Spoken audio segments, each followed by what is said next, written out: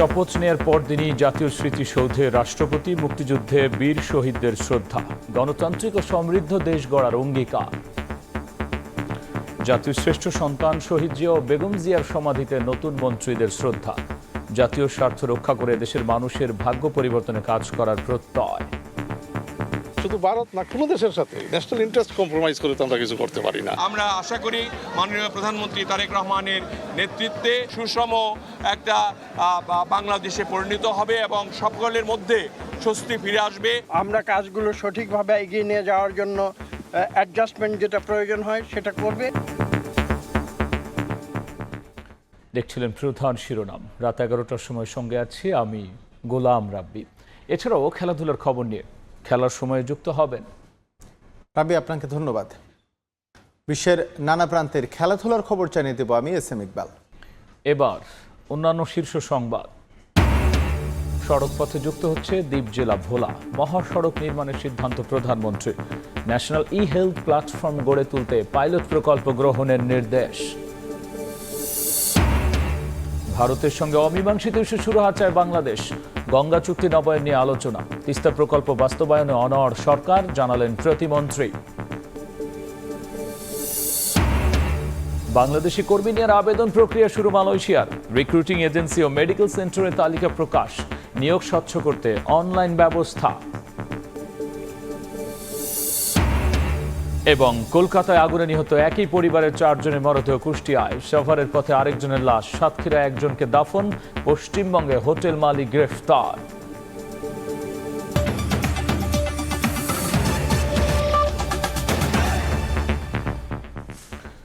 মহান মুক্তিযুদ্ধের বীর শহীদদের প্রতি শ্রদ্ধা নিবেদনের মধ্য দিয়ে দায়িত্বের নতুন অধ্যায় শুরু করলেন রাষ্ট্রপতি মির্জা ফখরুল ইসলাম আলমগীর। শপথ নেয়ার পরদিনই জাতীয় স্মৃতিসৌধে শ্রদ্ধা জানান তিনি। পরিদর্শন বইয়ে স্বাক্ষর করে মহান মুক্তিযুদ্ধের চেতনা ও সংবিধানের আদর্শে শান্তিপূর্ণ ন্যায়ভিত্তিক গণতান্ত্রিক ও সমৃদ্ধ বাংলাদেশ গড়তে ঐক্যবদ্ধভাবে কাজ করার অঙ্গীকার ব্যক্ত করেন দেশের 23তম রাষ্ট্রপতি। ইমরুল হাসানের রিপোর্ট। রাষ্ট্রপতি হিসেবে শপথ নেয়ার পরদিনই জাতির শ্রেষ্ঠ সন্তান মহান মুক্তিযুদ্ধে বীর শহীদদের শ্রদ্ধা জানালেন মির্জা ফখরুল ইসলাম আলমগীর।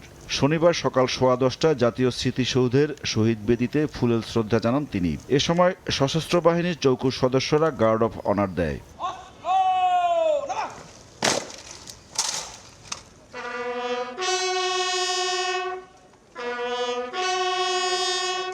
সামরিক কায়দায় রীতিমাফিক রাষ্ট্রীয় সম্মান জানানোর পর কিছুক্ষণ নীরবে দাঁড়িয়ে মহান মুক্তিযুদ্ধে জীবন উৎসর্গকারী বীর শহীদদের স্মরণ করেন রাষ্ট্রপতি। বেজে ওঠে বিয়োগলের করুণ সুর।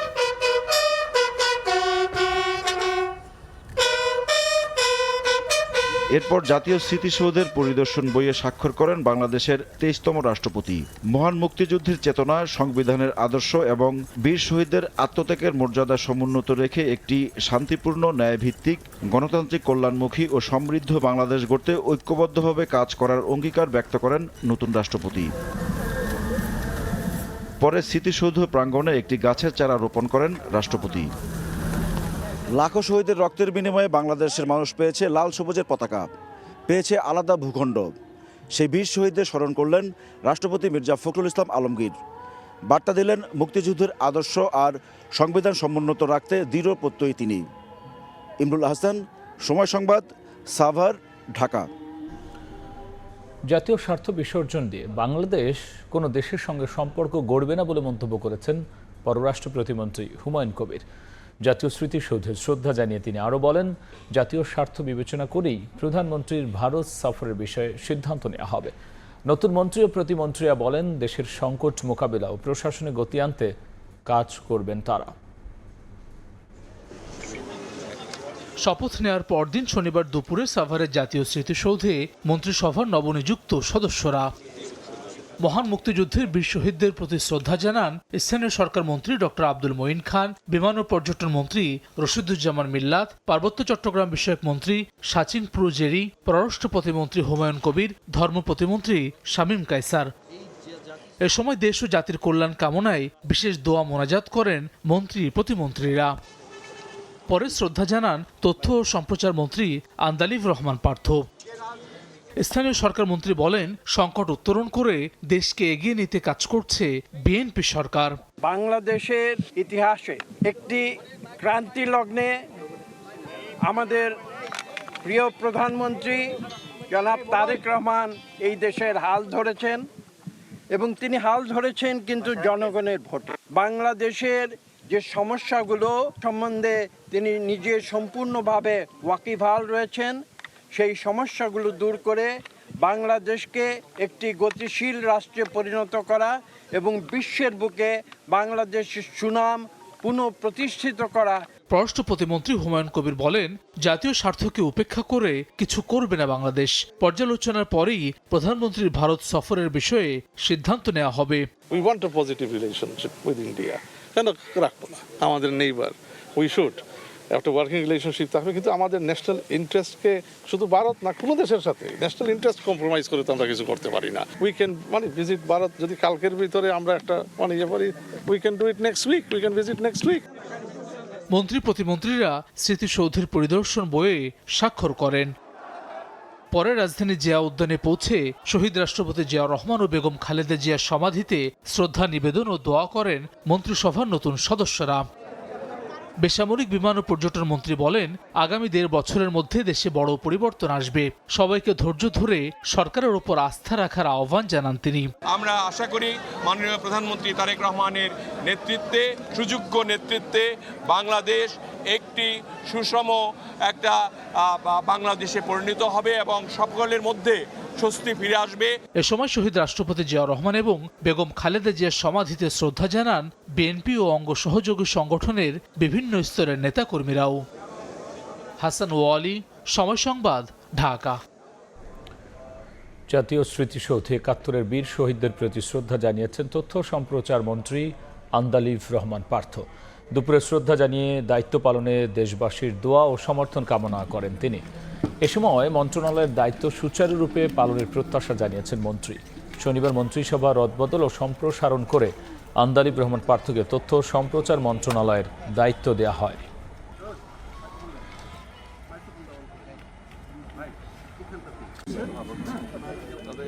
আল্লাহ তাআলা অনেক বড় সুযোগ দিয়েছে। আপনারা সবাই দোয়া করবেন, দেশবাসীর কাছে দোয়া চাই যাতে সততার সাথে নিষ্ঠার সাথে ভালোভাবে কাজ করতে। আমার বিশ্বাস ইনশাআল্লাহ আপনারা সবাই সহযোগিতা করলে, দেশবাসীর সাথে থাকলে ইনশাআল্লাহ ভালোভাবেই করবেন। সড়কপথে যুক্ত হচ্ছে দ্বীপ জেলা ভোলা। হিজলা মেহেন্দিগঞ্জ ভোলা রুটে মহাসড়ক নির্মাণের নির্দেশ দিয়েছেন প্রধানমন্ত্রী তারেক রহমান। প্রকল্পটি বাস্তবায়ন হলে সরাসরি সড়ক যোগাযোগে বাঁচবে সময় ও খরচ। এদিন ন্যাশনাল ই-হেলথ প্ল্যাটফর্ম গড়ে তুলতে পাইলট প্রকল্প গ্রহণের নির্দেশ দিয়েছেন সরকার প্রধান। চারিদিকে সাগর, নদীর পানি, মাঝখানে দ্বীপটির নাম ভোলা। স্বাধীনতার ৫৫ বছর পর জেলাটিকে সড়ক পথে যুক্ত করার সিদ্ধান্ত নিয়েছে সরকার। সম্ভাব্যতা যাচাই করে দ্রুত পরিকল্পনা বাস্তবায়নে নির্দেশ দেন প্রধানমন্ত্রী তারেক রহমান। শনিবার তেজগাঁওয়ে প্রধানমন্ত্রীর কার্যালয়ে এক সভায় হিজলা মেহেন্দিগঞ্জ ভোলা রুটে মহাসড়ক নির্মাণের সিদ্ধান্ত নেন সরকার প্রধান। এ সময় ভৌগোলিক প্রতিবন্ধকতা দূর করে নিরবিচ্ছিন্ন যোগাযোগ ও ব্যবসা বাণিজ্যের সুযোগ বাড়াতে সমন্বিত সড়ক ব্যবস্থা গড়ে তোলার তাগিদ দেন তিনি। প্রকল্পটি বাস্তবায়ন হলে ভোলার সঙ্গে বরিশাল, ঢাকা সহ অন্যান্য এলাকার সরাসরি সড়ক যোগাযোগ তৈরি হবে। এতে সময় ও খরচ দুটিই কমবে। এদিন ন্যাশনাল ই-হেলথ প্ল্যাটফর্ম গড়ে তুলতে পাইলট প্রকল্প গ্রহণের নির্দেশ দেন সরকার প্রধান। তেজগাঁওয়ে প্রধানমন্ত্রীর কার্যালয়ে স্বাস্থ্য খাতে সমন্বিত তথ্য প্রযুক্তি ব্যবস্থা সংক্রান্ত এক সভায় এ বিষয়ে আলোচনা হয়, যেখানে দেশের স্বাস্থ্য ব্যবস্থাকে একটি সমন্বিত ডিজিটাল ব্যবস্থার আওতায় আনতে ন্যাশনাল ই-হেলথ প্ল্যাটফর্ম চালুর পরিকল্পনার কথা জানানো হয়। সভায় এই প্ল্যাটফর্মের সম্ভাব্য কাঠামো, পরিচালনা পদ্ধতি এবং স্বাস্থ্যসেবায় এর ব্যবহার নিয়ে বিস্তারিত উঠে আসে। প্রধানমন্ত্রী তারেক রহমান স্বাস্থ্যসেবায় তথ্য প্রযুক্তির কার্যকর ব্যবহার নিশ্চিতের নির্দেশ দিয়ে বলেন, সমন্বিত এই ব্যবস্থা এমনভাবে গড়ে তুলতে হবে যাতে সাধারণ মানুষ সহজে এর সুফল পান এবং চিকিৎসা সেবা গ্রহণের প্রক্রিয়া আরও সহজ হয়। আহমেদ সালেহীন, সময় সংবাদ, ঢাকা। ভারতের সঙ্গে সম্পর্কের ক্ষেত্রে অমীমাংসিত ইস্যুতে আলোচনায় জোর দিচ্ছে বাংলাদেশ। বিশেষ করে গঙ্গা চুক্তি নবায়ন ও তিস্তার পানি বণ্টন নিয়ে চলছে আলোচনা। তবে তিস্তা প্রকল্প বাস্তবায়নে আগের অবস্থান থেকে বাংলাদেশ সরে আসবে না বলে স্পষ্ট করেছেন পররাষ্ট্র প্রতিমন্ত্রী হুমায়ুন কবির। শাতিলা শারমিনের রিপোর্ট। বাংলাদেশ ভারত সম্পর্কের টানাপোড়েন কাটিয়ে নতুন করে আস্থা ও সহযোগিতার ক্ষেত্র তৈরিতে অমীমাংসিত ইস্যুগুলোকে আলোচনার টেবিলে রাখছে ঢাকা। চলতি বছরের ডিসেম্বরে শেষ হচ্ছে 1996 সালের গঙ্গা পানি বণ্টন চুক্তির 30 বছরের মেয়াদ। আর 2011 সালের চূড়ান্ত পর্যায়ে গিয়েও পশ্চিমবঙ্গের আপত্তিতে স্বাক্ষরিত হয়নি তিস্তা পানি বণ্টন চুক্তি, যা নিয়ে পরবর্তী 15 বছর ছিল অচলাবস্থা আর বাংলাদেশের জনগণের মধ্যে তীব্র হতাশা। এছাড়া তিস্তা প্রকল্পে চীনের সম্পৃক্ততা নিয়ে রয়েছে ভারতের উদ্বেগ। এ বিষয়ে সময় সংবাদে ঢাকার অবস্থান তুলে ধরেছেন পররাষ্ট্র প্রতিমন্ত্রী হুমায়ুন কবির। জানান, গঙ্গা চুক্তির নবায়ন এবং তিস্তা পানি বণ্টন নিয়ে ভারতের সঙ্গে আলোচনা অব্যাহত রাখছে সরকার। গঙ্গা চুক্তি নবায়ন ডিসেম্বরে শেষ হয়ে আসছে। So these are things that we will start discussions on. Teesta আমরা করব, এখানে এটা থেকে বাংলাদেশ মানে ব্যাকট্রাক করার সম্ভাবনা নাই। টেকনিক্যাল অ্যাসেসমেন্টগুলো হচ্ছে, আমরা চাইনার সাথে প্রোভাইডিং টেকনিক্যাল এক্সপার্টিস, তো দেখি যার সাথে আমাদের ইন্টারেস্ট মিলবে তার সাথেই হবে। আন্তর্জাতিক সম্পর্ক বিশ্লেষকদের মতে পানি বণ্টন ইস্যুতে দিল্লির সঙ্গে সংলাপের পাশাপাশি জাতীয় স্বার্থকে অগ্রাধিকার দিচ্ছে ঢাকা। এটি আন্তর্জাতিক নদীর জলবন্টনের যে কনভেনশন রয়েছে বা যে আইন রয়েছে সেটি মেনে চলতে হবে দিল্লিকে। তিস্তা বলেন বা গঙ্গা বলেন, এটি বাংলাদেশ ভারত সম্পর্কে আমি মনে করি এখন একটা বিষ ফোড়াই হয়ে আছে, এটাকে দ্রুত সমাধান করা দরকার। আমি মনে করি এখানে দায়িত্বটা বেশি ভারতের। দিল্লির সঙ্গে সম্পর্ক এগিয়ে নিতে সংলাপের পথেই আছে ঢাকা, তবে সেই কূটনীতির কেন্দ্রে থাকছে পারস্পরিক স্বার্থ, সমতা এবং বাংলাদেশের জাতীয় স্বার্থের সুরক্ষা। শাতিলা শারমিন, সময় সংবাদ, ঢাকা। মক্কা প্রতিরক্ষা চুক্তিতে যোগ দেওয়ার বিষয়ে ভারত পাকিস্তানের মন্তব্য বিবেচনা করা হচ্ছে বলে জানিয়েছেন পররাষ্ট্র প্রতিমন্ত্রী শামা ওবায়দ। বলেন, সিদ্ধান্ত নেওয়ার ক্ষেত্রে প্রাধান্য দেওয়া হবে বাংলাদেশের স্বার্থ। রাজধানীর সিদ্ধেশ্বরীতে সাংবাদিকদের প্রশ্নের জবাবে তিনি জানান, পররাষ্ট্র মন্ত্রণালয়ের কাজের সুবিধার জন্যই আরও একজন প্রতিমন্ত্রী নিয়োগ। বাংলাদেশের রাজনীতিতে নারী নেতৃত্ব শক্তিশালী করলে দৃঢ় ভিতের উপর প্রতিষ্ঠিত হবে গণতন্ত্র, যার সুফল পাবে পুরো সমাজ। এজন্য প্রতিযোগিতাপূর্ণ পরিবেশেও নারীকে দক্ষ হয়ে ওঠার কোনো বিকল্প নেই, এমন পরামর্শই উঠে এলো সেন্টার ফর গভর্নেন্স স্টাডিজের এই সংলাপে। রাজধানীতে আয়োজিত এই সংলাপে ছিলেন পররাষ্ট্র প্রতিমন্ত্রী শামা ওবায়দ ইসলাম। তার দাবি, বর্তমান সরকার দায়িত্ব নেয়ার পর থেকে বর্তমান অবধি বিদেশ নীতিতে উল্লেখযোগ্য পরিবর্তন এসেছে। সাংবাদিকদের প্রশ্নের জবাবে শামা ওবায়দ বলেন, মন্ত্রণালয়ের কাজ আরও বেগবান করতেই মন্ত্রিসভা সম্প্রসারণ করেছে সরকার। বিগত 17 বছরের যে কোনো সময়ের চেয়ে অনেক বেশি কাজ পররাষ্ট্র মন্ত্রণালয় হয়েছে। আমি ব্যক্তিগতভাবে 3টা নতুন উইং ওপেন হয়েছে এখানে। আমাদের মাইগ্রেশন নিয়ে আমরা কাজ করছি। পররাষ্ট্র মন্ত্রণালয়ের কাজ অনেক, এবং আপনারা জানেন যে আমাদের পররাষ্ট্রমন্ত্রী ইউএনজি প্রেসিডেন্সি উনি জয়লাভ করেছেন। আগামী 1 বছর উনি অত্যন্ত ব্যস্ত থাকবেন। তো অবশ্যই মন্ত্রণালয়ের কাজের সুবিধার্থে এবং সরকারের কাজ আরও বেগবান করার লক্ষ্যে সরকার অবশ্যই যে সিদ্ধান্ত নেবে সেই সিদ্ধান্ত অনুযায়ী কাজ হবে। মক্কা প্রতিরক্ষা চুক্তিতে বাংলাদেশের সম্পৃক্ত হওয়া প্রসঙ্গেও কথা বলেন প্রতিমন্ত্রী। তার মতে, প্রতিবেশী বা কোনো দেশের মন্তব্য বিবেচনা করছে না সরকার। যে কোনো প্যাক্ট, যে কোনো মাল্টিল্যাটারাল বডিতে আমরা যুক্ত হব কি হব না, সেটা বাংলাদেশের স্বার্থ, বাংলাদেশের জনগণের স্বার্থ রক্ষিত হচ্ছে নাকি সেটাই সর্বপ্রধান বিবেচ্য বিষয় হবে। দেশের স্বার্থ রক্ষা এবং সুষম কূটনৈতিক সম্পর্ক বজায় রেখে আগামী দিনের পররাষ্ট্রনীতি পরিচালনায় সরকার অত্যন্ত কঠোর ও সতর্ক অবস্থানে বলেও জানান পররাষ্ট্র প্রতিমন্ত্রী।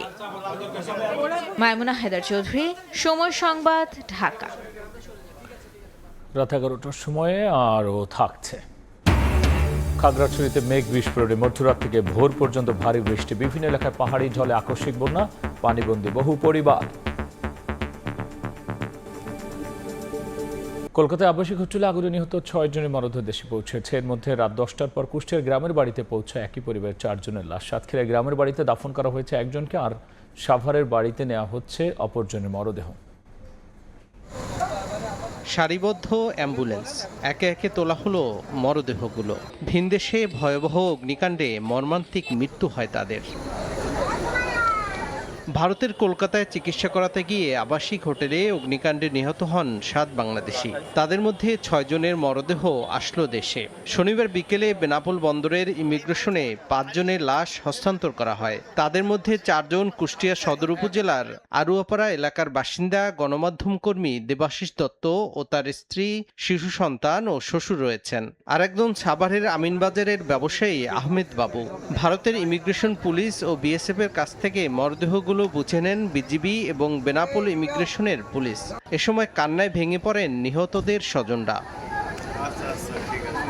একই অগ্নিকাণ্ডে নিহত আরেক বাংলাদেশি আলিমুজ্জামান সাজুর মরদেহ ভোমরা ইমিগ্রেশন পুলিশের কাছে হস্তান্তর করা হয়। ভারতের ঘোজাডাঙ্গার ইমিগ্রেশন পুলিশ ও বিএসএফ এর সদস্যরা এ সময় উপস্থিত ছিলেন। আর বাংলাদেশের পক্ষে উপস্থিত ছিলেন ভোমরা ইমিগ্রেশন পুলিশ ও বিজিবির সদস্যরা। অফিসিয়াল কার্যক্রম শেষে স্বজনদের হাতে মরদেহ হস্তান্তর করা হয়। পরে গ্রামের বাড়ি সাতক্ষীরার কালীগঞ্জের বড়িয়া গ্রামের সর্দারবাড়ি জামে মসজিদে জানাজা শেষে পারিবারিক কবরস্থানে তাকে দাফন করা হয়। এই নিরাপত্তাহীনতার জন্য আমি ভারত সরকারকে দায়ী করি। যারা মারা গেছেন তাদের ভিতরে একজনের লাশ জনাব এস এম আলিমুজ্জামান না ওনার নাম, ওনার লাশ আমরা দুপুর 12টার দিকে ইন্ডিয়ার বিএসএফ এবং ইমিগ্রেশন কর্তৃপক্ষের তরফ থেকে তার লাশ আমাদের কাছে বোঝায় দেয়। আমরা লাশটা 12টার দিকে গ্রহণ করে যিনি মারা গেছেন ওনার ভাই জনাব এস এম নুরুন নবী ওনার কাছে ওনার ভাইয়ের লাশটা আমরা বুঝিয়ে দিই। গত 12 আগস্ট ভোররাতে ভারতের পশ্চিমবঙ্গের কলকাতা শিখা ইন আবাসিক হোটেলে অগ্নিকাণ্ডে নিহত হন 7 জন বাংলাদেশি সহ 9 জন। এদের মধ্যে 6 বাংলাদেশির মরদেহ আসলো দেশে। আর নিহত রেপতি সরকারের মরদেহ স্বজনদের আবেদনের প্রেক্ষিতে কলকাতা নিমতলা শ্মশানে দাহ করা হয়। তৌফিক মাহমুদ, সময় সংবাদ। কলকাতায় আগুনে নিহত একই পরিবারের 4 জনের মরদেহ কিছুক্ষণ আগে গ্রামের বাড়ি কুষ্টিয়ায় পৌঁছেছে। এই মুহূর্তে সেখানে আছেন সহকর্মী এস এম রাশেদ। সরাসরি যাচ্ছি তার কাছে। ভারতের কলকাতার হোটেল শিখা ইনে কাণ্ডের ঘটনায় যে 4 জন কুষ্টিয়ায় নিহত হয়েছিলেন সাংবাদিক পরিবার দেবাশিস এবং সন্ন্যাসিস দত্ত, আকরাম আলী এবং শারমিন শিম্মিন, তাদের লাশ কিন্তু 10:30টার কুষ্টিয়ার আড়োয়াপাড়ায় তার নিজ বাসভবনে পৌঁছায় এবং মূলত এখানে দেবাশিস এবং শারমিন এখানে দেবাশিস এবং সন্ন্যাসিসের যে মরদেহ সেটিকে কিন্তু কুষ্টিয়ার মহাশ্মশানে এখানে তাদেরকে দাহ করা হবে এবং বাকি যে আকরাম আলী এবং শারমিন শিমিন তাদেরকে কিন্তু কুষ্টিয়ার পৌর গোরস্থানে তাদেরকে সমাহিত করা হবে বলে আমাদেরকে জানিয়েছেন পারিবারিক সূত্র থেকে। তবে এখানে যারা আছে বিশেষ করে সাংবাদিক দেবাশিস দত্ত, সে কিন্তু আসলে কুষ্টিয়ায় একজন খুবই জনপ্রিয় একজন সাংবাদিক ছিলেন এবং সে কিন্তু খুব কম বয়সে কিন্তু একটি পত্রিকার সহ সম্পাদক কিন্তু হিসেবে কাজ করেন এবং তিনি কিন্তু জাতীয় পত্রিকা থেকে শুরু করে এবং টেলিভিশনেও কিন্তু তিনি কাজ করেন। তিনি কিন্তু গত চলতি মাসের 3রা আগস্ট পরিবারের বিশেষ করে তার স্ত্রী চিকিৎসার জন্য ব্যাঙ্গালোরে যায় এবং সেখান থেকে কলকাতায় একদিন থাকার পরে কিন্তু যে অগ্নিকাণ্ডের ঘটনায় কিন্তু ঘটনাস্থলে কিন্তু তার পরিবার বিশেষ করে দেবাশিসের পরিবারের 4 জনে নিহত হয় এবং আজ কিন্তু বিকেলবেলায় তাদের যে কুষ্টিয়াতে 4 জন সহজে 5 জনের লাশ কিন্তু পেট্টাপোল এবং বেনাপোল বন্দরের মাধ্যমে কিন্তু কুষ্টিয়ায় আসে এবং এই সময় কিন্তু বিদায়ের ঘটনা ঘটে এবং কুষ্টিয়ার যে সাধারণ মানুষ থেকে আপামর জনতা কিন্তু তাদেরকে শ্রদ্ধা জানানোর জন্য তাদের বাড়িতে ভিড় করে এবং প্রচুর মানুষ কিন্তু তাদেরকে এক নজর দেখার জন্য ভিড় করেছে বলে আমরা জানতে পেরেছি এবং মূলত দেবাশিসের কিন্তু আরেকটি মেয়ে রয়েছে, সেই মেয়েটি একমাত্র মেয়ে যে এখন পর্যন্ত জীবিত রয়েছে এবং এখানে যারা সাধারণ মানুষ যারা আছে তারা যেটি জানাচ্ছেন আমাদেরকে মূলত দেবাশিসের অকাল মৃত্যুতে বিশেষ করে কুষ্টিয়ার সাংবাদিক সমাজ কিন্তু আসলে মন থেকে খুব অনেক কষ্ট পেয়েছে বলে আমরা জানতে পেরেছি। তো কুষ্টিয়ার মহাশ্মশান থেকে ভারতের কলকাতা শিখায় এনে আগুনের ঘটনায় নিহত এবং তাদের দাহ নিয়ে এবং তাদের সমাধি নিয়ে এই ছিল আমার কাছে সর্বশেষ। আমরা সরাসরি ছিলাম কুষ্টিয়ায়।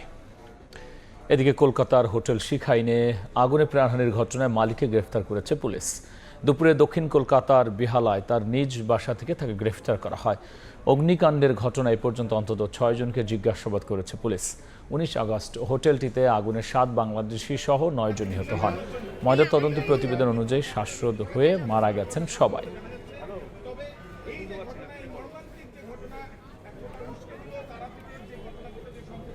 সন্ত্রাসী ও মাদক কারবারিদের অতি দ্রুত নির্মূলের নির্দেশ দিয়েছেন স্বরাষ্ট্রমন্ত্রী সালাউদ্দিন আহমদ। ব্যর্থ হলে আইনশৃঙ্খলা রক্ষা বাহিনীর সংশ্লিষ্ট সদস্যের বিরুদ্ধে ব্যবস্থা নেওয়া হবে বলেও জানিয়েছেন তিনি। চাঁদাবাজদের সঙ্গে পুলিশ জড়িত থাকলে তাদেরও তালিকা তৈরি করে ব্যবস্থা নেওয়া হবে বলে জানান স্বরাষ্ট্রমন্ত্রী। শান্তিনগরের সন্ত্রাসী হামলায় আহত চিকিৎসক অধ্যাপক মোহাম্মদ আসাদুর রহমানকে দেখতে বিকেলে ঢাকা মেডিকেল কলেজ হাসপাতালে যান তিনি। সেখান থেকে আনোয়ার খান মডার্ন হাসপাতালে যান হামলার শিকার আরেক চিকিৎসক অধ্যাপক ডাক্তার আমিনুল হককে দেখতে। আমরা এই সমস্ত সাংঘবদ্ধ চাঁদাবাজ চক্র যা আছে এগুলো সবগুলোকে নির্মূল করতে চাই এবং আজকে একটা ইনস্ট্রাকশন দিয়েছি, বিশেষ করে মেট্রো এলাকায়, ডিএমপি সহ অন্যান্য মেট্রো এলাকায় যারা এরকম চাঁদাবাজ, চিহ্নিত সন্ত্রাসী, মাদক ব্যবসায়ী, তাদেরকে অতি শীঘ্র, আমি টাইম লিমিট দিচ্ছি না, অতি শীঘ্র যদি তাদেরকে আমরা হেফাজতে না নিতে পারি, আইনের আওতায় না আনতে পারি, তাহলে যারা যারা ব্যর্থ হবে তাদের বিরুদ্ধে ব্যবস্থা নেওয়া হবে। রাত 11টার সময় আরও থাকছে। বাংলাদেশ সহ 75 দেশের অভিবাসী ভিসা স্থগিতের নীতি বাতিল করলেন মার্কিন আদালত। আইনি এখতিয়ারের সীমা ছাড়িয়েছিলেন পররাষ্ট্রমন্ত্রী রুবিও, বললেন বিচারক। এবার বাণিজ্যের সংবাদ।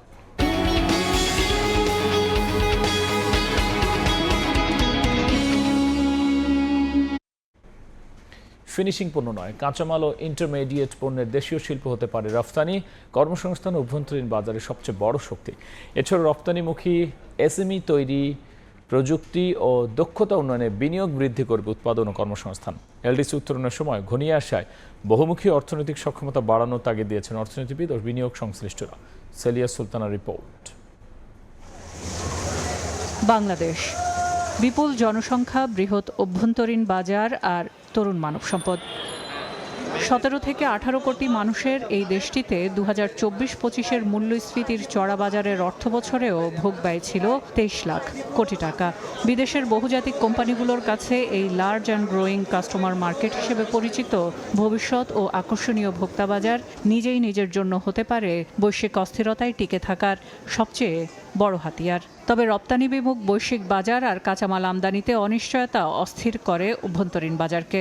উচ্চমূল্যের আমদানি বাড়ায় মূল্যস্ফীতি, ফলে কাঁচামাল ও ইন্টারমিডিয়েট পণ্যের দেশীয় শিল্প গড়ে তোলাই বাংলাদেশ শিল্পায়নের এখন সবচেয়ে বড় চ্যালেঞ্জ। যতদিন পর্যন্ত আমাদের কম্পিটিটরদের মতো এইখানে নিজেদেরকে প্রতিষ্ঠিত না করতে পারবো, ততদিন পর্যন্ত এগুলো আমাদের মাথা ব্যথার কারণ হয়েই থাকবে। আমাদের ব্যাকওয়ার্ড এবং ফরওয়ার্ড লিঙ্কেজ যেটা আছে, আমাদের র মেটেরিয়ালস যেটা আছে, সেই জায়গাটাতে কাজ করা, নতুন প্রযুক্তি যেগুলো আসছে যাতে করে খরচ কমিয়ে নিয়ে আসা যায়, সেই জায়গাগুলোতে কাজ করা। বাংলাদেশ ব্যাংকের 2025 সালের এপ্রিল থেকে জুন সময়ে কোয়ার্টারলি রিভিউ অফ রেডিমেড গার্মেন্টসের প্রতিবেদনে দেখা যায় তৈরি পোশাক খাতে কাঁচামাল আমদানি হয়েছে 3.94 বিলিয়ন মার্কিন ডলার, অর্থাৎ রপ্তানি আয়ের তুলনায় আমদানি করা উৎপাদন উপকরণ 43.22%। অন্যদিকে নিটওয়্যারের কাঁচামাল 90%ই দেশি। উচ্চমূল্য সংযোজিত পণ্যে 35 বিলিয়ন বর্গফুট প্রক্রিয়াজাত চামড়ার উৎসই দেশি। তবে ফুটওয়্যারে আমদানি নির্ভরতার সে জৌলুস কিছুটা মলিন করে। এদিকে পাট, বাঁশ, বেত, কাঠ শিল্পও রয়েছে এগিয়ে। এসএমইমুখী রপ্তানির মাধ্যমে পণ্যের বৈচিত্র্যতা, প্রযুক্তি ও দক্ষতা উন্নয়নে বিনিয়োগ বৃদ্ধি প্রশমিত করবে এলডিসি উত্তরণের প্রভাবকেও মত অর্থনীতিবিদদের। চামড়া 1.4 বিলিয়ন ডলার এক্সপোর্ট করছি, দ্রুত সেটা 5 থেকে 10 বিলিয়ন ডলার করতে পারি। অ্যান্ড পাট জাত যে পণ্যগুলো আছে, বিশেষ করে যে জুট ডাইভার্সিফাইড প্রোডাক্ট, সেটা একটা বিশাল মার্কেট আছে, তো সেটা আমরা এক্সপ্লোর করিনি এখনো। তো এটি ছাড়াও আমাদের যে খাদ্যপণ্য যেগুলো আমরা উৎপাদন করি, তো সেগুলো একটা স্ট্যান্ডার্ড মেনটেন করে একটা বিপুল পরিমাণে রপ্তানি করতে পারি, হালাল পণ্য রপ্তানি করতে পারি। এছাড়াও অভ্যন্তরীণ উৎপাদন ও রপ্তানি বাজার বিস্তারের সাথে সাথে বিদেশি শ্রমবাজারে বৈচিত্র্যতা ও দক্ষ মানব সম্পদ সৃষ্টি শক্তিশালী করবে দেশের অর্থনৈতিক ভিত্তি, মত বিশ্লেষকদের। সেলিয়া সুলতানা, সময় সংবাদ, ঢাকা। সাপ্তাহিক ছুটির দিনে ফিলিং স্টেশনগুলোতে অপেক্ষা কিছুটা কমলেও এখনও মিলছে না পর্যাপ্ত গ্যাস। তবে লাইনে কিছুটা চাপ বেড়েছে আগের চেয়ে। দিনের পর দিন এমন দুর্ভোগে অতিষ্ঠ গাড়ির চালকেরা। 5 বছর ধরে রাইড শেয়ারিংয়ে গাড়ি চালান মোহাম্মদ শাহিন। 4 জনের পরিবার চলে তারা। এই শনিবার সকাল থেকে লাইন ধরে 3 ঘন্টা অপেক্ষার পর পেয়েছেন 490 টাকার গ্যাস। গত কয়েকদিনের তুলনায় কিছুটা বাড়তি গ্যাস পেলেও তাতে খুব বেশি লাভ হবে না শাহিনের। গ্যাস সংকটের কারণে মাসখানেক ধরে তার আয় রোজগার নেমে এসেছে অর্ধেকে। এমন ক্রাইসিস কখনো গ্যাসের হয় নাই, এই 2 মাস যাবত যে ক্রাইসিসটা চলছে, তো এখন আমাদের খুবই খারাপ অবস্থা। গ্যাস খরচ রাইড শেয়ার পার্সেন্টেজ দিয়ে 2000 টাকা থাকতো, আর এখন রাইড শেয়ার করলে আপনার 1000 টাকাও থাকে না। দেখা গেছে যে আমি 2টা টিপ মারছি, 3টা টিপ মারছি, আবার গ্যাস শেষ হয়ে গেছে, তো ওই ক্ষেত্রে আবার সিরিয়াল দিতে হয়। এর একটা দ্রুত সমাধান হওয়া দরকার, না হলে আমরা বাঁচবো না, আমাদের অবস্থা খুবই খারাপ হয়ে যাবে। শাহিনের মতোই কম বেশি একই রকম ভোগান্তিতে ব্যক্তিগত গাড়ি ও সিএনজি অটোরিকশার চালকেরা। রাজধানীর কোনো কোনো ফিলিং স্টেশনে দীর্ঘ অপেক্ষার পর গ্যাস পাওয়া গেলেও তা পর্যাপ্ত নয়। আবার গ্যাস সংকটে বন্ধ অনেক ফিলিং স্টেশন। গ্যাসের কোনো লিমিট নাই, 2-4 ঘন্টা সিরিয়াল দেওয়ার পরে আবার বলে কি যে গ্যাস নাই লাইনে, তখন আবার চলে যেত। এরকম ভোগান্তি আজকে মাসের উপরে চলতেছে। ইনকাম তো শেষ ভাই, ইনকামটা মালিকের জমা ওঠাতে কষ্ট। টুকটাক 200, 300, 500 পাওয়া যায়। যে কেজি যেটুকু দরকার 5 কেজি এনে 2 কেজি 1 কেজি কিনতে হইতেছে। এখন এই পরিস্থিতি থেকে দ্রুত মুক্তি চান গাড়ি চালকেরা। ওয়ালিউল সাকিব, সময় সংবাদ, ঢাকা। দীর্ঘ প্রতীক্ষার পর মালয়েশিয়ায় বাংলাদেশি কর্মী পাঠানোর আবেদন প্রক্রিয়া শুরু হয়েছে। স্বচ্ছ নিয়োগ নিশ্চিতে সম্পূর্ণ অনলাইন ব্যবস্থা চালু করেছে দেশটি। বাংলাদেশের 25টি রিক্রুটিং এজেন্ট ও 46টি মেডিকেল সেন্টারের তালিকা প্রকাশ করা হয়েছে। মালয়েশিয়া থেকে মোহাম্মদ আব্দুল কাদেরের রিপোর্ট। মালয়েশিয়ার শ্রমবাজারে গতি ফেরাতে নতুন পদক্ষেপ নিয়েছে দেশটি। শনিবার দেশটির মানব সম্পদ মন্ত্রণালয়ের দেয়া নোটিশে জানায়, এখন থেকে নিয়োগকর্তারা foreign worker centralize management system বা FWCMS পোর্টালের মাধ্যমে সরাসরি আবেদন করতে পারছেন। এই পোর্টালে উন্মুক্ত করা হয়েছে বাংলাদেশের অনুমোদিত 25টি রিক্রুটিং এজেন্সির তালিকা। সেই সঙ্গে ঢাকা, চট্টগ্রাম, সিলেট বিভাগের 46টি প্রাথমিক অনুমোদিত মেডিকেল সেন্টারের তালিকাও যুক্ত করা হয়েছে। আমরা চাই বাংলাদেশের যে দক্ষ শ্রমিকগুলো আছে তারা যেন সিন্ডিকেট ছাড়াই মালয়েশিয়াতে ভালোভাবে আসতে পারে কম খরচে। মালয়েশিয়া সরকারকে এবং বাংলাদেশ সরকারকে আমরা ধন্যবাদ জানাই কলিন ভিসা চালু করার জন্য। এদিকে মালয়েশিয়ার রেস্তোরাঁ খাতের 15,000 কর্মী কোটা পূরণে নেওয়া হয়েছে বিশেষ উদ্যোগ। প্রথম ধাপে 1033 নিয়োগকর্তার বিপরীতে 5,000 কর্মীর অনুমোদন প্রক্রিয়া চলছে এবং বাকি 10,000 কোটার জন্য নতুন করে অনলাইনে আবেদনের আহ্বান জানানো হয়েছে। এছাড়া কুয়ালালামপুর বিমানবন্দরে পৌঁছানোর পর কর্মীদের প্রশাসনিক প্রক্রিয়া সহজ ও দ্রুত করতে শীঘ্রই পরীক্ষামূলকভাবে চালু হতে যাচ্ছে বৈদেশিক কর্মী ট্রানজিট সেন্টার। অনলাইন নির্ভর এই নতুন ব্যবস্থার ফলে একদিকে যেমন দালাল চক্র ও অতিরিক্ত অভিবাসন ব্যয়ের মতো পুরনো বিতর্ক বন্ধ হবে, তেমনি শ্রমবাজারে ফিরবে শতভাগ স্বচ্ছতা, এমনটাই প্রত্যাশা প্রবাসী বাংলাদেশি ও সংশ্লিষ্ট বিশেষজ্ঞদের। মালয়েশিয়া থেকে মোহাম্মদ আব্দুল কাদের, সময় সংবাদ। দেখছেন রাত 11টার সময়। মেঘ বিস্ফোরণের পর ভারী বৃষ্টিতে খাগড়াছড়ির চেঙ্গি ও মাইনি নদীর পানি উপচে তলিয়ে গেছে নিচু এলাকা। পানিবন্দী হয়ে পড়েছে বহু পরিবার। ঘরবাড়ি ছেড়ে অনেকে আশ্রয় নিয়েছেন উঁচু স্থান ও সড়কে।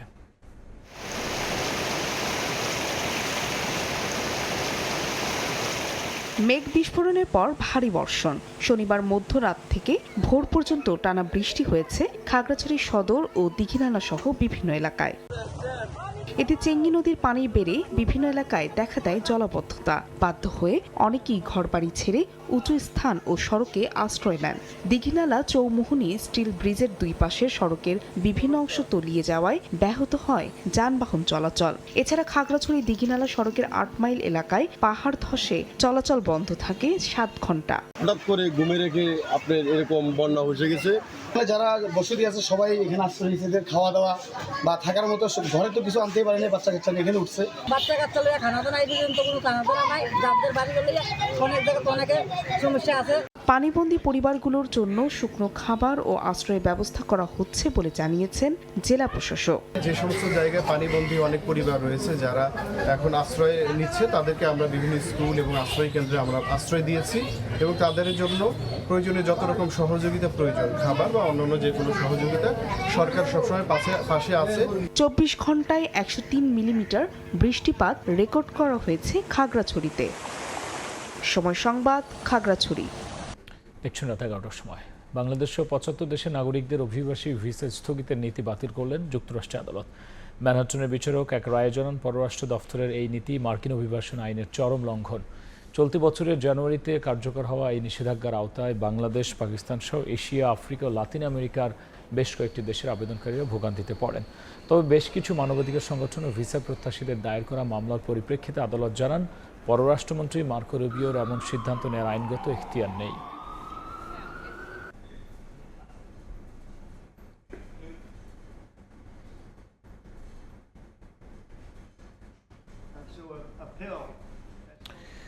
এই ছিল আমার কাছে থাকা দেশ বিদেশের খবর। এবার খেলার সময় বিস্তারিত নিয়ে আবারও যাচ্ছি ইকবালের কাছে।